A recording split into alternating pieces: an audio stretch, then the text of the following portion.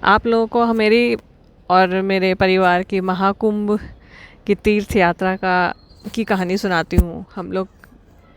मैं दुबई में थी और कोई इरादा नहीं था वहाँ से महाकुंभ जाने का, और किसी का भी कोई प्लान नहीं था। पता नहीं बुलावा आया, हम होके आ गए। एकदम से दुबई में बर्तन धो रही थी, तब एकदम से ख्याल आया। बहुत स्ट्रॉन्ग फीलिंग आई कि जाना है महाकुंभ। मेरे आंखों में आंसू आ गए। तब मैंने फिर अगले उसके एक दिन पहले मेरे पापा कह रहे थे कि वो अपने दोस्तों के साथ प्लान कर रहे हैं महाकुंभ जाने का, एयरफोर्स के दोस्तों के साथ।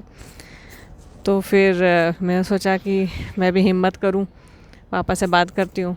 तो अगले दिन फिर मैंने पापा से बात की, अपने भाई को ग्रुप में बताया कि मन है जाने का। तो पापा ने और भाई ने बहुत ही पॉजिटिव, भाई तो एकदम बस जाना ही है, ज़रूर जाएंगे, ज़रूर जाना है। मुझे भी जाना था, तो थोड़ा हिम्मत करके प्लान बना लिया, क्योंकि न्यूज़ तो ऐसी आ रही थी कि बड़ा मुश्किल हो रहा है पहुंचना, बहुत भीड़ है। पर बना लिया प्लान। मतलब चलो इंडिया तो पहुँचे, पहले दिल्ली पहुँचे।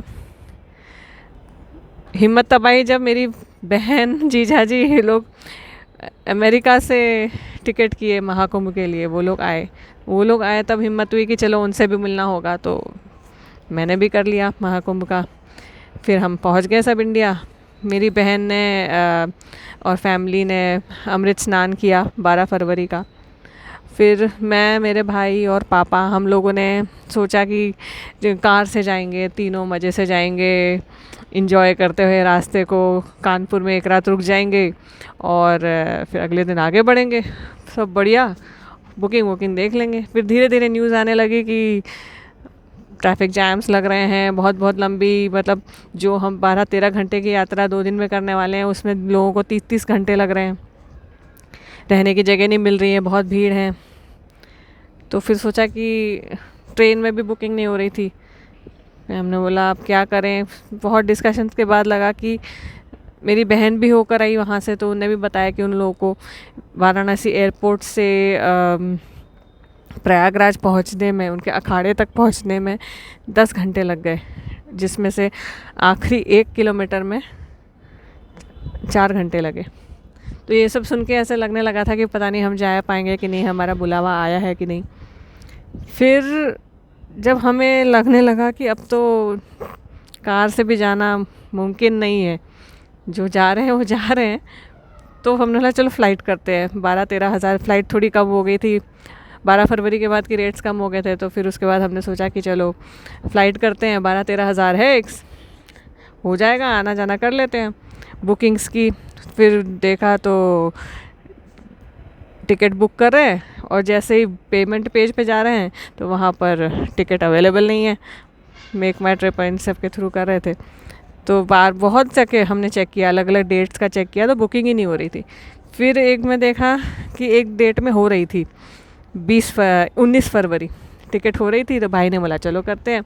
3 टिकट्स बुक करने गए, मतलब हाँ बढ़िया है, 16,000 कुछ था, कर देंगे पे। चलो पेमेंट गेट में पहुँचे, 3 लोगों का आने जाने का टिकट 1,64,000 रुपीज़ 3 लोगों का आया। मैंने बोला भाई, मैंने हाथ खड़े कर दिए कि नहीं भाई, अब नहीं जाना, लगता है हमारा बुलावा नहीं आया। भाई भी सोच में पड़ गया। मेरी बहन लोग आ चुके थे वापस महाकुंभ से। तब उनने बोला कि मानसी, किस बात के पैसे कमा रही हो? मैं तो कहाँ कमा रही हूँ, पहले कमाती थी, पर किस बात के इतने पैसे हैं, यहाँ पर नहीं इस्तेमाल करोगे तो कहाँ करोगे? तो अब एकदम से पापा पीछे से आए, अरे मैं लेके जाऊँगा। पापा की जय। पापा ने पैसे दिए, मैं, भाई और पापा, हम लोग निकल पड़े। हमने फ़्लाइट बुक की, 1,64,000 की to and fro Delhi Prayagraj आने जाने की टिकट बुक की। बस यहीं तक का था। ये टिकट बुक करी और उसके बाद तो सब एकदम स्मूथ हो गया। मैंने एक फार्म देखा एयरपोर्ट से, उसके एंट्रेंस के गेट के जस्ट रोड के अपोजिट एक फार्म था, KVR फार्म करके। मैं सोचा कि अब प्रयागराज एयरपोर्ट से चल के जाना पड़ेगा, तो 12 मिनट की वॉकिंग पे चल लेंगे और वो फार्म में रह लेंगे। जैसे फार्म का बुक किया, फार्म वाले मैनेजर का फ़ोन आया, उसने बताया कि हम आपको to and airport taxi pickup and drop दे देंगे, और फिर अगले दिन आपको टैक्सी दे देंगे प्राइवेट, और आपको नियरेस्ट घाट है कीडगंज बोट क्लब करके, वहाँ ले जाएंगे, और वहाँ पर ड्राइवर आपको हेल्प कर देगा नेगोशिएशन करने में। फिर वहाँ से डायरेक्ट आप त्रिवेणी संगम में स्नान कर पाएंगे, 4-5 घंटे में सब हो जाएगा, वापस आ जाएंगे।